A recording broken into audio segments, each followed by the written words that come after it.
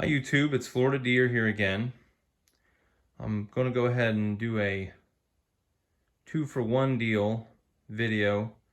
I'm going to talk about the rear third selective control valve on this 1023 and also a little bit about my flail mower.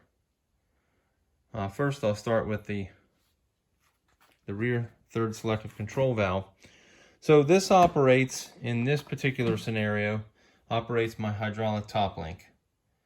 I've got the extra control valve sort of as a little bit of as a, I guess you call it a novelty. I thought it would be cool to add some hydraulics to it, and I thought I would get some use out of it, but really it's ended up being quite useful.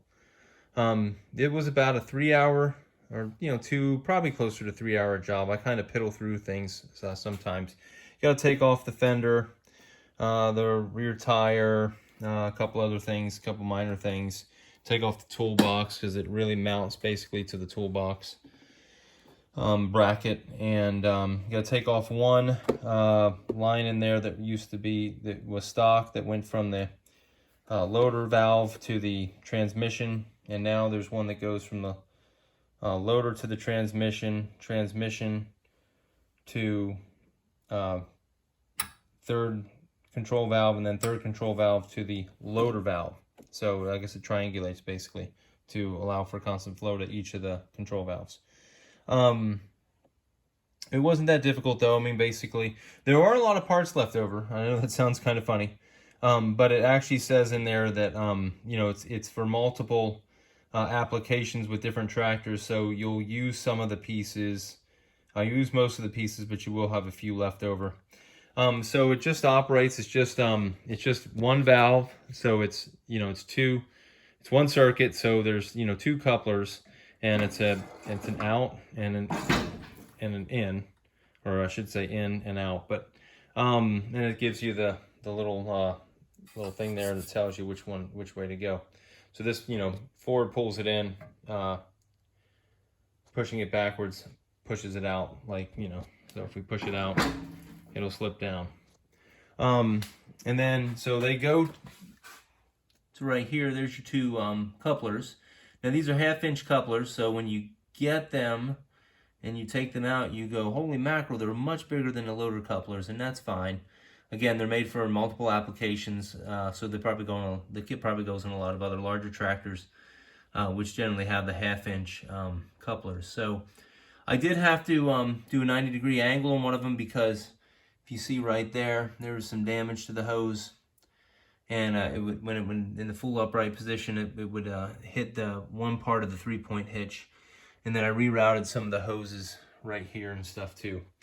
But in hooking up the 3-point equipment and also adjusting the tilt on it, it's been great to have. Sometimes you're trying to like bush hog something, or use the flail mower, or even the tiller, and just getting that tilt just right in every scenario is a little more difficult. And instead of having to get off the tractor and manually twist that, the old top link, which I now have up here, so instead of twisting away on that little bar right there to make it go in or out in a very slow motion, as it has relatively fine thread for such a large basically screw, it's really, obviously I can stay in the seat and adjust the pitch however I want, and I can keep the angle of the PTO the way I want it, much easier. And if I have to get something high, I want to back into something that's a little bit higher and then put it down, I can adjust the pitch that way and stuff. And I'll just kind of start it up to give you an idea here. So it'll be live for just a second here, and then I'll turn it off. But so it goes all the way down there, and then you can adjust it back. The other cool thing is, if you're bush hogging or you're tilling or you're doing some flail mowing and you get something caught up in there, that normally raises it high enough. It normally raises high enough for you to get on one knee and just reach under there and pull out any string or wire or whatever you got caught on. And then, instead of twisting it down or getting on your back, and then you can adjust the, that's pretty good right there, down a little bit.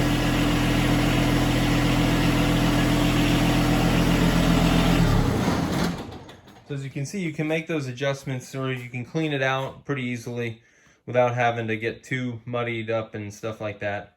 The flail mowers worked pretty good. I have the like Y blades on them. I'd like to get the other blades, but they're kind of pricey, so I'll eventually work my way up to them. And I did have this the cover off just so you could see the belts, and I was just checking them the other day because it seemed like there might have been some rubbing on them or something. I smelled a little bit of burning smell, so there's no slip clutch on this, and I think that's because these are belts as opposed to being chain driven or, you know, gear driven. So there's some safety with the belts, although, you know, you do end up smelling them if you get caught on something. But I have caught things that this thing generally goes through most of the stuff I put it through, but I did get caught on some landscape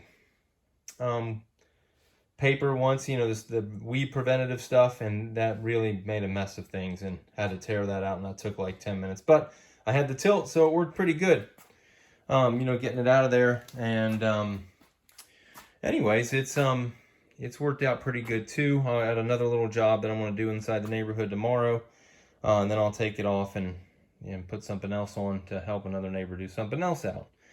Anyways, I hope this video was informative. There's not many videos about the rear third selective control valve and how it might work, so you got an idea with the hydraulic top link there. And it wasn't too terribly expensive. As far as Deere goes, it was actually, you know, I guess somewhat reasonable for a lot of the stuff that they charge. So anyway, if you like this video, you know, hit the like button. And if you wanted to see more like it, as I talk about more of my, you know, 1 Series John Deeres and also my lawn and garden tractors, you can hit the subscribe button too.